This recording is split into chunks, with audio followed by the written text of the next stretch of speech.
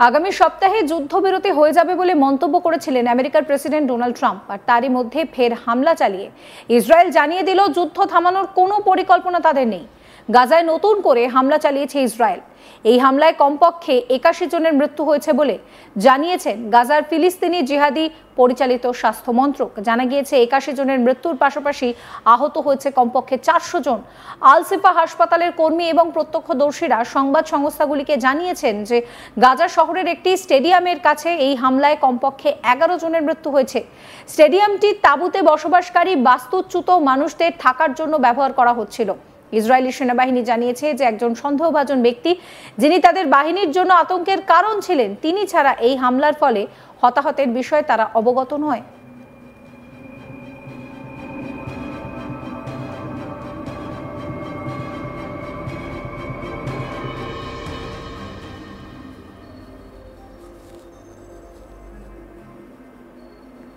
এদিকে আমেরিকার president Donald Trump বলেছেন যে তিনি আশাবাদী যে আগামী সপ্তাহে একটি যুদ্ধবিরতি চুক্তি হতে পারে। কি বলছেন ডোনাল্ড ট্রাম্প শোনাবো আপনাদের। And I think it's close. I just spoke with some of the people involved. It's a terrible situation that's going Gaza. He's asking about, and we think within the next week we're going to get a ceasefire. And we're supplying, as you know, a lot of money and a lot of food to that area because we have to. I mean, you have to. We're in theory not involved in it, but we're involved because people are dying. And I look at those crowds of people that have no food, no anything, and you know, we're the ones that are getting it there. কাতারের মধ্যস্থতাকারীরা বলেছেন যে তারা আশা করছেন যে আমেরিকার চাপের ফলে একটি চুক্তিতে পৌঁছানো সম্ভব হবে, যা ইসরায়েল ও ইরানের মধ্যে 12 দিনের সংঘাতের অবসান ঘটায়। মার্চ মাসে গাজায় ইসরায়েল নতুন করে হামলা শুরু করলে 2 মাসের যুদ্ধবিরতি ভেঙে যায়। 19 জুন থেকে শুরু হওয়া এই যুদ্ধবিরতি চুক্তিতে 3টি ধাপ নির্ধারিত করা হয়েছিল, কিন্তু প্রথম ধাপ অতিক্রম করতে পারেনি। দ্বিতীয় ধাপের মধ্যে ছিল স্থায়ী যুদ্ধবিরতি প্রতিষ্ঠা। ইসরায়েলে বন্দী ফিলিস্তিনিদের বিনিময়ে গাজায় অবশিষ্ট জীবিত বন্দীদের ফিরিয়ে দেওয়া এবং গাজা থেকে ইসরায়েলি বাহিনীর সম্পূর্ণ প্রত্যাহার। শনিবার সন্ধ্যায় তেল আভিভে গাজায় ফিলিস্তিনি জিহাদিদের হাতে আটক অবশিষ্ট ইসরায়েলি বন্দীদের মুক্তি করার জন্য একটি চুক্তির আহ্বান জানিয়ে একটি সমাবেশের আয়োজন করা হয়েছিল।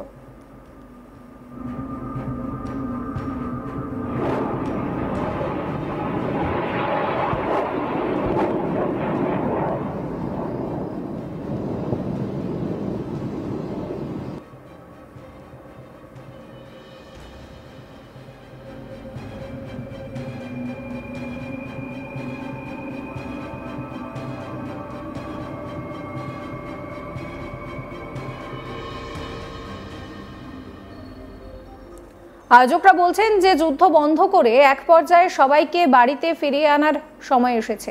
এদিকে গাজায় ইসরায়েলি হামলা অব্যাহত রয়েছে। শুক্রবার সন্ধ্যায় গাজা শহরে ফিলিস্তিনি স্টেডিয়ামের কাছে হামলায় কমপক্ষে 11 জনের মৃত্যু হয় বলে জানা গিয়েছে। একজন প্রত্যক্ষদর্শী বলেন, রাস্তায় আঘাত আনার পর তারা হঠাৎ করে একটি বিরাট বিস্ফোরণের শব্দ শুনতে পান। ঠিক তখনই তারা বসেছিলেন। এই এলাকাটি তাঁবুতে ভরা ছিল। এখন তাঁবুগুলো বালির নিচে। আমরা খালি হাতে খনন করতে ঘন্টার পর ঘন্টা কাটিয়েছি। আল মাওয়াইসি এলাকায় একটি অ্যাপার্টমেন্টে ব্লক এবং একটি তাঁবুতে হামলায় আরও 14 জনের নিহতের খবর পাওয়া যাচ্ছে। শনিবার বিকেলে জাফা স্কুলের কাছে তুফাফ পাড়ায় সেখানে বিমান হামলার পর আরও অনেক লোকের মৃত্যুর খবর পাওয়া গিয়েছে।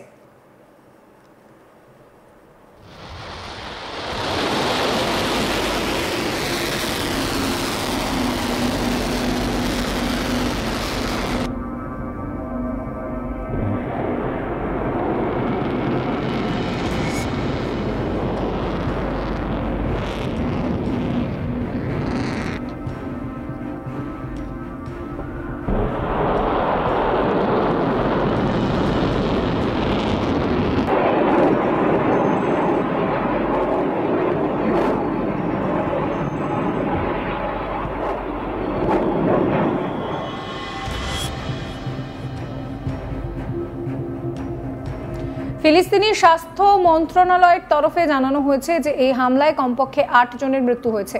একজন প্রত্যক্ষদর্শী মোহাম্মদ হাবুব রয়টার্সকে জানিয়েছেন যে তার ভাগ্নে, বাবা এবং তার প্রতিবেশীরা এই হামলায় মৃত্যু হয়েছে তাদের। স্বাস্থ্য মন্ত্রক বলছে যে ক্ষতিগ্রস্ত কিছু এলাকায় চলাচল অসম্ভব, কারণ ধ্বংসস্তূপের নিচে প্রচুর মানুষ আটকে পড়েছে, অ্যাম্বুলেন্স পৌঁছাতে পারেনি। তুফাহ পাড়ায় সেখানে হামলার বিষয়ে ইসরায়েলি প্রতিরক্ষা বাহিনী জানিয়েছে যে গাজা উপত্যকার উত্তরাঞ্চলে কর্মরত আইডিএফ সৈন্যদের জন্য হুমকি স্বরূপ একজন সন্দেহভাজন ব্যক্তিকে আঘাত করা হয়েছে। সন্ধ্যায় আরও একটি বিবৃতিতে জানানো হয় যে শুক্রবার গাজা শহরে সেখানে সাবরা এলাকায় ফিলিস্তিনির সামরিক শাখার একজন শীর্ষ কর্তা তাকে জানে শেষ করা হয়েছে। আইডিএফ আরও জানিয়েছে যে তিনি ফিলিস্তিনের সামরিক শাখা প্রতিষ্ঠান সদস্যদের একজন, ফিলিস্তিনের সাধারণ নিরাপত্তা পরিষদের সদস্য ছিলেন এবং 2023 সালের 7 অক্টোবর ইসরায়েলের ওপর ফিলিস্তিনি হামলার পরিকল্পনা ও বাস্তবায়নে গুরুত্বপূর্ণ ভূমিকা পালন করেছিলেন।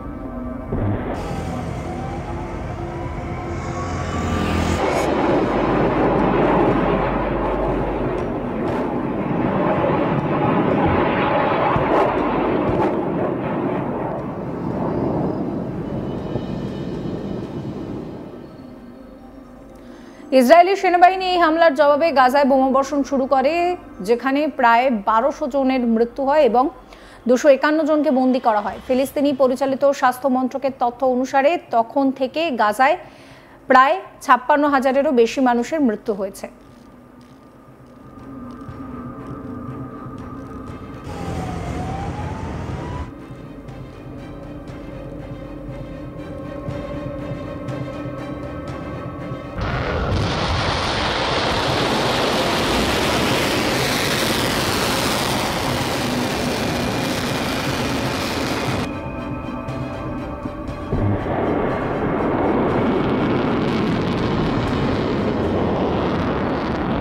Is there any chance that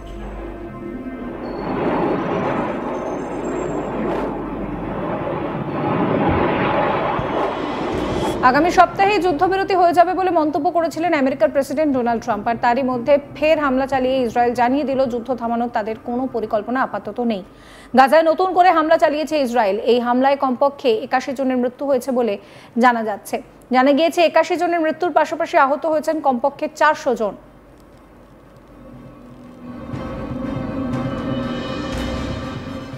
সমস্ত খবরের আপডেটের জন্য আপনাদের নজর থাকুক আজ তাক বাংলায়। চ্যানেলটিকে সাবস্ক্রাইব করবেন, নোটিফিকেশন পেতে বেল আইকনে ক্লিক করবেন, ফলো করতে ভুলবেন না আজ তাক বাংলার হোয়াটসঅ্যাপ চ্যানেলও।